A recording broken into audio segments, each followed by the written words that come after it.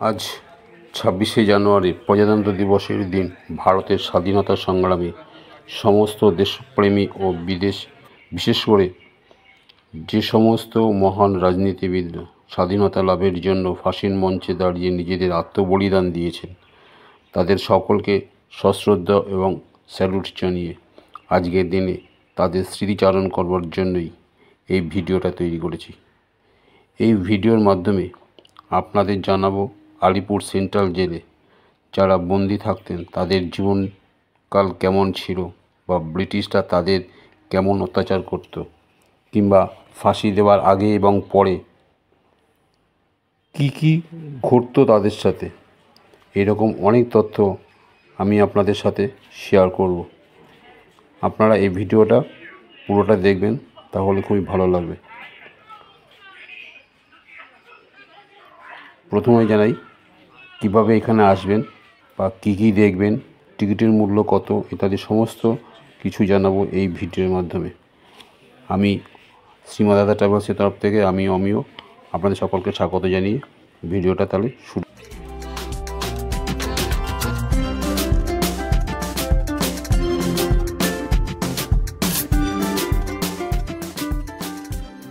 সবার আগে বলি আপনারা এখানে আসবেন কিভাবে। শিয়ালদা স্টেশন দিয়ে দু রকমভাবে আসা যায়, ট্রেনে এবং বাসে। যদি ট্রেনে আসতে চান সাউথ সেকশন থেকে বজবজ লোকাল ধরে চলে আসতে হবে টালিগঞ্জ স্টেশনে, এবং এই টালিগঞ্জ স্টেশন থেকে নেমে আবার দু রকমভাবে যাওয়া যেতে পারে। এখান থেকে মেট্রো ধরেও যেতে পারবেন অথবা বাসে করেও যেতে পারবেন। বাসে করে গেলে প্ল্যাটফর্ম থেকে নেমে রাস্তা পার হয়ে ওই পারে যেতে হবে, উল্টো দিকে যেতে হবে।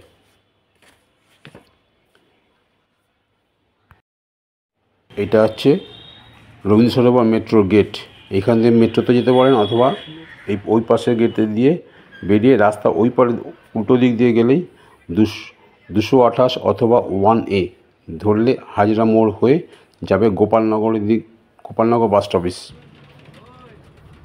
আর যারা মেট্রোতে আসবেন, নিয়ারেস্ট মেট্রো হচ্ছে Jatin Das park metro. Jatin Das park থেকে বেরিয়ে আসলেই আপনি হাজরা মোড়ে চলে আসতে পারবেন। হাজরা মোড় থেকে কালীঘাটের দিকে যে রাস্তাটা গেছে সেখান দিয়ে ওয়াকিং ডিস্টেন্স ম্যাক্সিমাম 5 থেকে 7 মিনিট সময় লাগবে। কথা বলতে বলতে আমি চলে এসেছি হাজরা মোড়ে। এই যখন এই ট্রাম লাইনটা ঘুরে বাঁদিকে চলে এসেছে, এই ট্রাম লাইন বরাবর চলে আসতে হবে, এবং এখান দিয়ে আসলে কিছুটা এগোলেই একটা ছোটো মতন ব্রিজ পড়বে।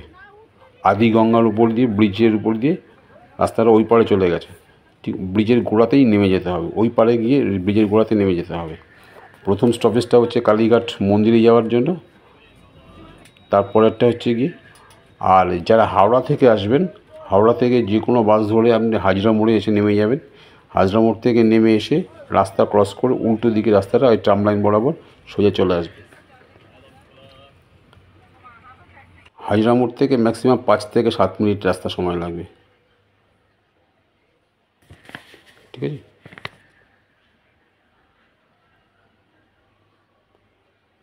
আমি টালিগঞ্জ স্টেশন থেকে নেমে ওই 1A ধরেই এসেছি।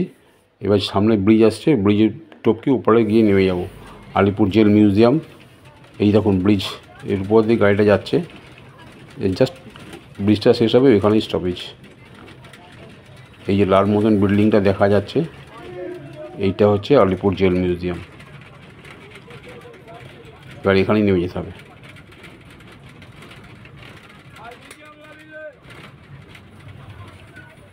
বাস থেকে নেমে জাস্ট রাস্তাটা পার হয়ে গেট দিয়ে ভেতরে প্রবেশ করতে হবে।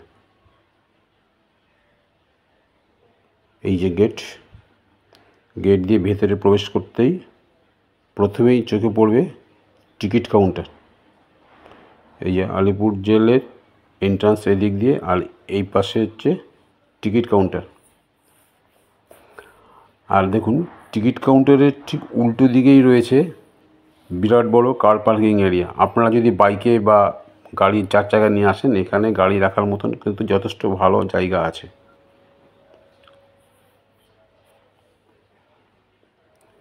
এখান থেকে টিকিট কেটে ভিতরে যেতে হবে। টিকিটের মূল্য হচ্ছে 30 টাকা। আর যারা লাইট অ্যান্ড সাউন্ড শো দেখতে যান তার জন্য আলাদা টিকিট 100 টাকা করে। এবং তার টাইমটা আমি পরে বলে দিচ্ছি কখন কোন কোন টাইমে দেখানো হয়। ঠিক আছে, এবার টিকিট কেটে আমি ভেতরে প্রবেশ করছি। ভিডিওটা দেখতে থাকুন, অনেক কিছু মিস করে যাবেন যদি পুরোপুরি না দেখেন। দুই দিক দিয়ে দুটো রাস্তা গেছে, কোন দিয়ে গিয়ে কী কী দেখতে পাবো সমস্ত জানাবো। ঠিক আছে, এই রাস্তাটা দিয়ে যাই।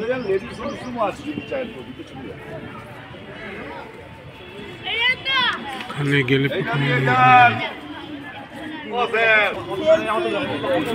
আমি প্রথমে সোজা রাস্তার দিকেই যাচ্ছিলাম, তো একজন সিকিউরিটি দাদা আমাকে দিকে বললো ওইটা দিয়ে না গিয়ে বাঁদিকে রাস্তাটা দিয়ে ধরলে সুবিধা হবে, তার কারণ বেশিক্ষণ টাইম নেই, 5:30টার সময় বন্ধ হয়ে যাবে। এখন বাজে 4:45। বাঁদিক দিয়ে রাস্তা দিয়ে একটু গেলাম, এগুলোই সামনে একটা সিল দেখতে পেলাম, বড় খালি ঘর। যাই হোক, সামনে দিয়ে আরেকটু এগোতেই দেখলাম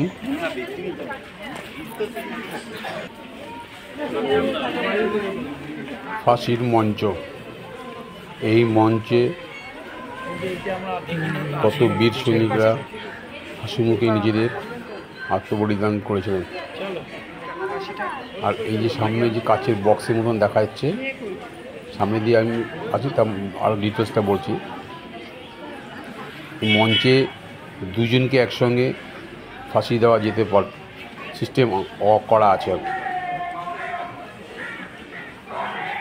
এখান থেকে ফাঁসি দেওয়ার পর বডিটা যখন নিচের দিকে নেমে যাচ্ছে, ওই লোহার প্লেটগুলো খুলে গেলে বডিটা নিচের দিকে চলে যাচ্ছে। তারপরে পিছন দিয়ে এই কাচের বাক্সর এখান থেকে বডিটা বার করে নেওয়া হচ্ছে।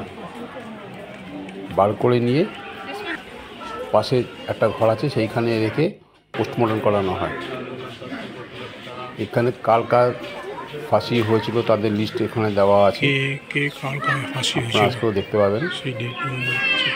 কানাইলাল দত্ত ওই ঘর থেকে সর্বপ্রথম ফাঁসি হয়েছিল এখানে 1909 সালে। আর ফাঁসি মঞ্চের ঠিক উল্টো দিকে দোতলা গ্যালারি মতন একটা দোতলা কক্ষ আছে, যেখানে যাদের ফাঁসি হবে, সাজা হয়ে গেছে, তাদেরকে ওইখানে নিয়ে এসে দেখানো হতো।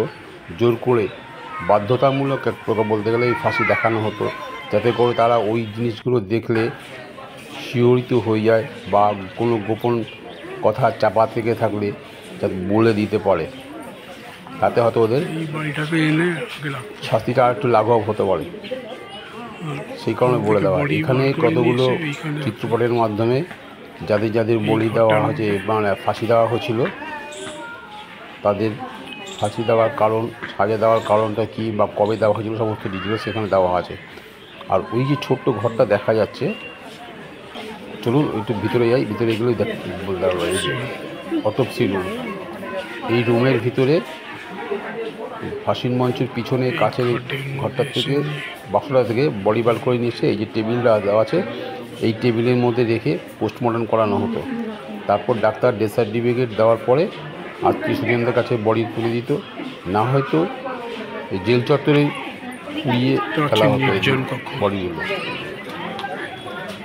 আর এই ঘরটার মধ্যে মানে যাদের ফাঁসি দেওয়া হবে তাদের আগের দিন রাত্রে এনে এখানে নির্জনে রেখে দেওয়া হতো, তাদের শেষ ইচ্ছা পূরণ করার জন্য।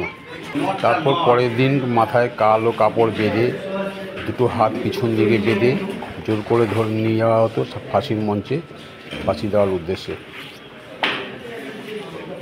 মর্মান্তিক দৃশ্য। এই ঘরের মধ্যে আটকে রাখা হতো নির্জন অবস্থায়।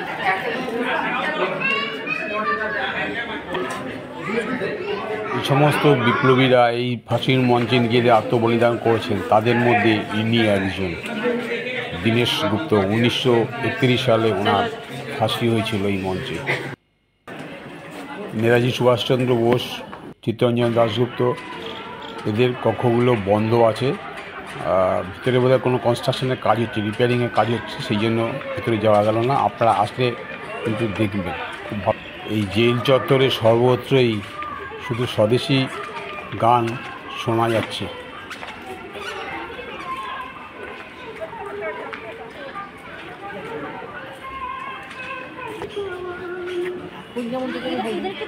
नेहरू सेल जवाहरलाल नेहरू के इधर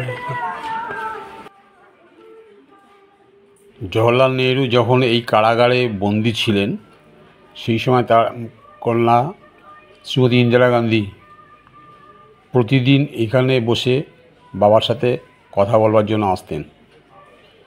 তারই একটা চিহ্ন এখানে রেখে দেওয়া আছে। আহা, কেমন করে বসে আছেন ইনি। 17ই ফেব্রুয়ারি 1934 সাল থেকে 7ই মে 1934 পর্যন্ত এখানে কারাবাসে ছিলেন। আর পাশে বারকোডটা আছে, ওইটা স্ক্যান করলে ওনার সম্বন্ধে আরও ডিটেলস কিছু জানা যাবে।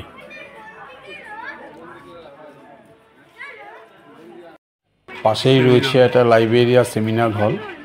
আপনারা আসলে এখান থেকে কিন্তু অবশ্যই ঘুরে যাবেন, তার কারণ এখানে আসলে অনেক কিছু জিনিস আপনারা নিজের চোখে দেখতে পারবেন এবং জানতেও পারবেন।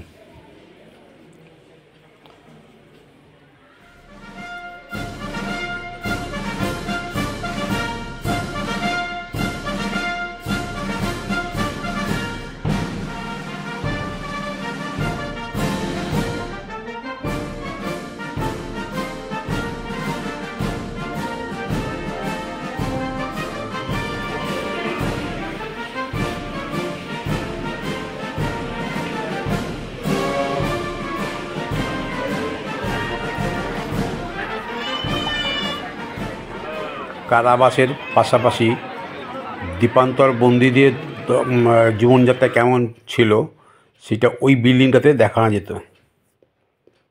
লাইন দিয়ে যেতে হচ্ছে, পরে যাব, আগে দিকটাকে ঘুরে আসি।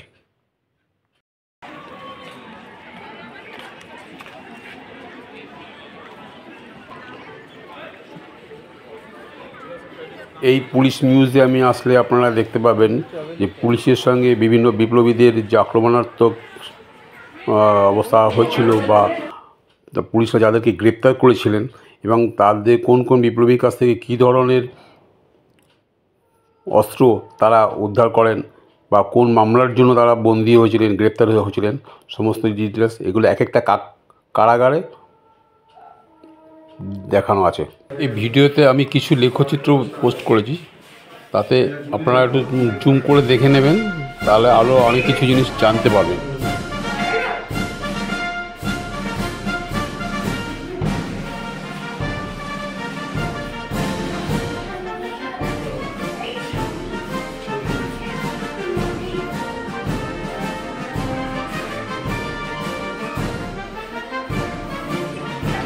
মহাত্মা গান্ধী কলকাতা 13ই আগস্ট 1956।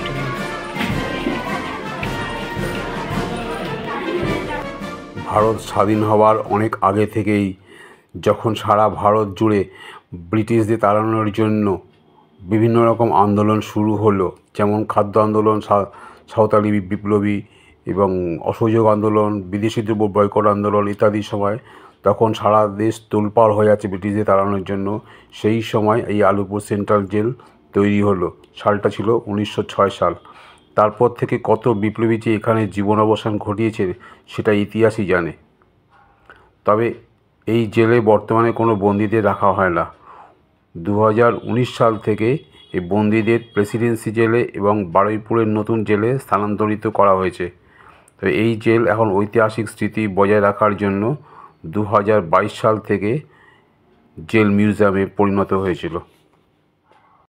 সোমবার বাদে প্রতিদিন সকাল 11:30 থেকে বিকেল 5:30 পর্যন্ত খোলা থাকে এই মিউজিয়াম। টিকিটের মূল্য 30 টাকা আগেই বলেছি। আর লাইট অ্যান্ড সাউন্ড শোয়ের জন্য আমি একটা দিয়ে দিয়েছি, আপনি এখান থেকে জুম করে দেখে নিতে পারবেন কোন টাইমে কোন কোন শো হয়। আর প্রত্যেকটা শোয়ের জন্য 100 টাকা করে টিকিট আছে। আর কার পার্কিং যেটা বাইরে আছে, বাইকের জন্য প্রতি ঘন্টায় 5 টাকা করে, আর 4 হুইলারের জন্য প্রতি ঘন্টায় 10 টাকা করে। দেখুন, মানিকতলায় বোমা কেলেঙ্কারিতে যে বোমা উদ্ধার করা হয়েছিল তারই একটা প্রতিকৃতি রূপ এখানে মডেল হিসাবে রাখা হয়েছে। কি বিশাল বড় বোমটা। এবার আপনাদের নিয়ে যাব সেই কারাকক্ষে, যেখানে গেলে দেখতে পাবেন জেলবন্দিরা কিভাবে তারা জীবন কাটাতো। ওই সশ্রম কারাদণ্ড বলে না, সশ্রম কারাদণ্ড কী শ্রম করানো হতো তাদেরকে দিয়ে। দেখুন, কারারক্ষীর সামনে দাঁড়িয়ে ঘড়ি সঙ্গে সময় মিলিয়ে দেখছে কত কম সময়ের মধ্যে কাটতে পারছেন কি না, চুল কেটে দিচ্ছেন। এবং তারপর সে আরেকটা ছবি দেখুন, সাউন্ডটা একটু ফলো করবেন, তাহলে বুঝতে পারবেন নরক যন্ত্রণা কাকে বলে।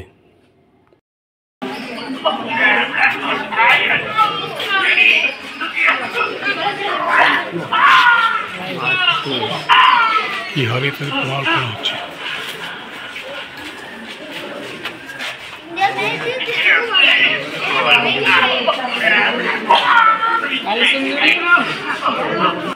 কীভাবে চাবুক পেটানো হচ্ছে দেখুন, হাত দুটোকে উপরে শিকল দিয়ে বেঁধে রেখে চাবুক পেটানো হচ্ছে। কি নরক যন্ত্রণা।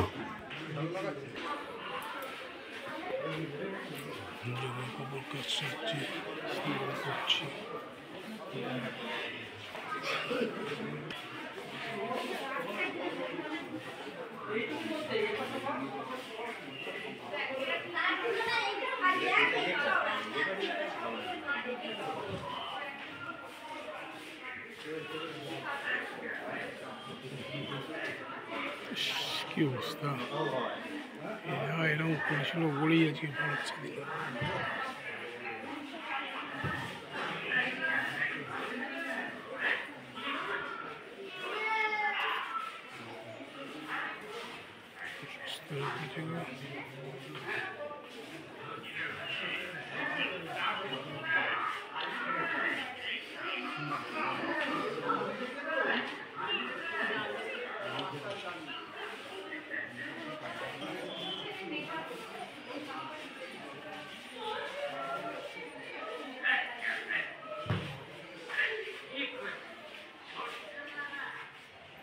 চা হয়ে গেছে রে, আইনে রে।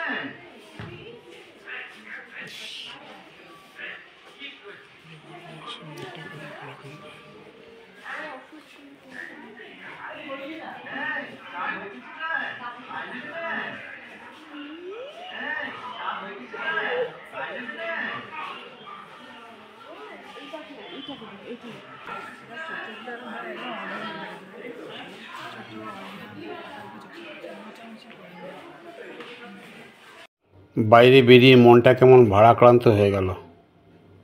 আপনাদের কাছে কেমন লাগছে কমেন্ট বক্সে একটু লিখে জানাবেন প্লিজ। আপনারা কি কোথা থেকে দেখছেন একটু লিখে জানালে বেশি খুশি হব।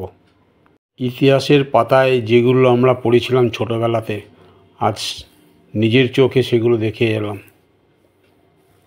বাড়িতে স্টুডেন্টরাদের কেউ থাকলে তাদেরকে বিশেষ করে দেখাবেন, বা পারলে একবার যে কোনো দিন একদিন সময় করে এসে ওদেরকেও এখানে ঘুরিয়ে নিয়ে যাবেন। খুবই ভালো লাগার জিনিস, অনেক কিছু শেখার জিনিস আছে এখানে। শুধু ছোটদের নয়, আমরা অনেকেও অনেক কিছু জানতাম না, কিন্তু এখানে আসার পর অনেক কিছু জানতে পারলাম। ঘুরতে ঘুরতে বোরিং হয়ে গেলে কোনো চিন্তা নেই, এখানে আপনারা একটু জিরিয়ে নিতে পারেন। একটু চা কফি বা স্ন্যাক্স জাতীয় কিছু খাবার আপনি খেয়ে একটু বিশ্রাম করে নিতে পারেন। এখানে প্রচুর স্টল রয়েছে ভিতরে, বাইরে থেকে কিন্তু কোনো খাবার ভিতরে অ্যালাউ নেই।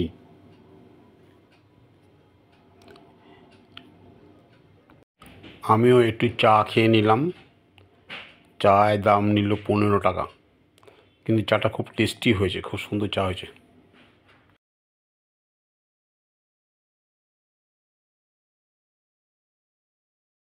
চা খাওয়ার পর আবার চলে এলাম হসপিটাল বিল্ডিং এক্সিবিশনে। এখানে গ্রাউন্ড ফ্লোর এবং ফার্স্ট ফ্লোর, দুটো ফ্লোরে আছে। একটা বন্দুকের মডেল রাখা আছে, বিশাল বড় বন্দুকটা দেখুন।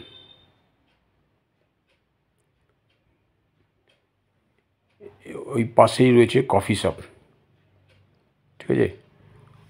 আর নেতাজি সুভাষচন্দ্র বোস, অরবিন্দ ঘোষের এনাদের শ্রদ্ধা জানানোর কক্ষ রয়েছে এখানে উপরে। আর স্বাধীনতা সংগ্রামে বাঙালির অবদান কিছু আছে, চলুন উপরে গিয়ে দেখে আসি।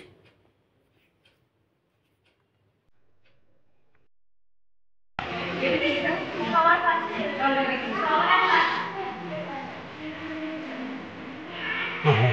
গান? স্বামী বিবেকানন্দ।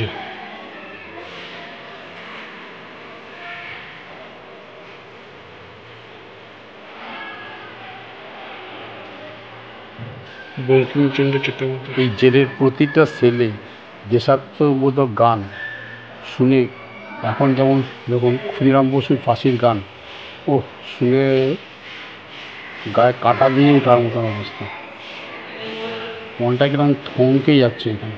সাঁওতাল বিদ্রোহ।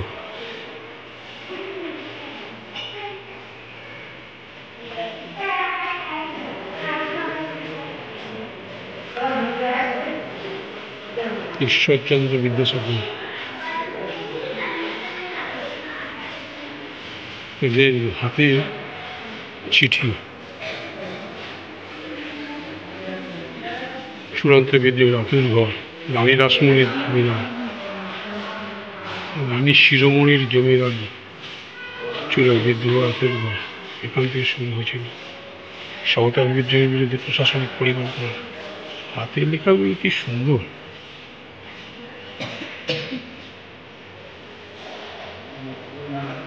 বিদ্রোহী বিরসা মুন্ডার গ্রেপ্তারি নির্দেশ।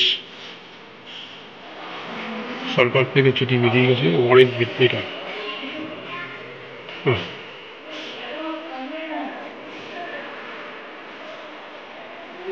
ব্যাকগ্রাউন্ড মিউজিক সবসময় বেজে যাচ্ছে, শুনে গায়ের লোম খাড়া হয়ে যাচ্ছে।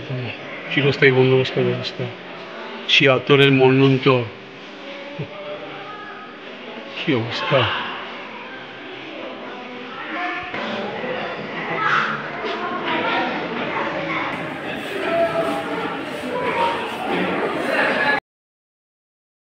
আপনারা এখানে এলে এই হসপিটাল রুমটা, এই এক্সিবিশনটা কখনোই মিস করবেন না, ঘুরে যাবেন। এখানে এলে আপনি দেখতে পাবেন স্বাধীনতা সংগ্রামের মুক্তিযোদ্ধা যে নিজেদের হাতে লেখা চিঠি, যে লেনদেন হতো বা তাদের গ্রেপ্তারি পরোয়ানা, অ্যারেস্ট ওয়ারেন্ট লেটার, সেইগুলো এখানে অরিজিনাল কপি লিখে দেওয়া আছে। রাইটার্স বিল্ডিং ঘেরাওয়ের একটা প্রতিলিপি আছে, বেশ সুন্দর, দেখবার মতো।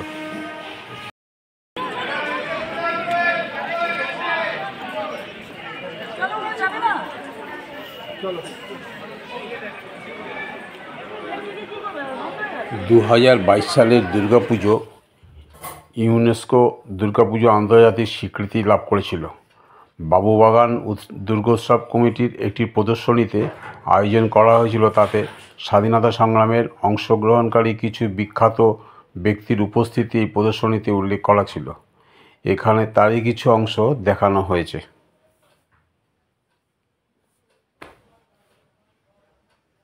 আগেরকার দিনে 5 পয়সা, 1 পয়সা, 3 পয়সা কারা কারা দেখেছেন একটু কমেন্টে লিখে জানাবেন।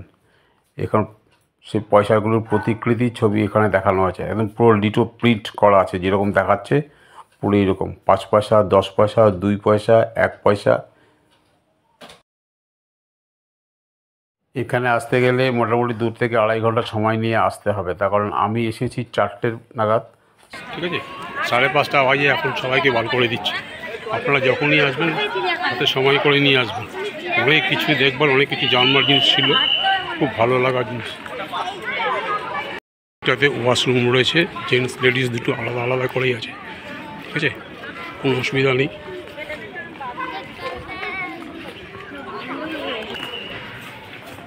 ভিডিওটা দেখার পর যদি ইনফরমেটিভ মনে হয় তাহলে এটা বেশি বেশি করে শেয়ার করবেন, এবং যে কোনো সময় আপনারা সময় করে একদিন এসে ঘুরে যাবেন। আর চ্যানেলে যারা নতুন দেখছেন সাবস্ক্রাইব করে পাশে বেল আইকনটা অন করে দেবেন, তাহলে কী হচ্ছে, এই ধরনের কোনো ইনফরমেটিভ ভিডিও আবার আপলোড করলে সবার আগে আপনার কাছে নোটিফিকেশান আসবে। আপাতত এইখানেই রাখছি, দেখা হবে আবার পরে অন্য কোনো ভিডিওতে। ততক্ষণে ভালো থাকুন, সুস্থ থাকুন।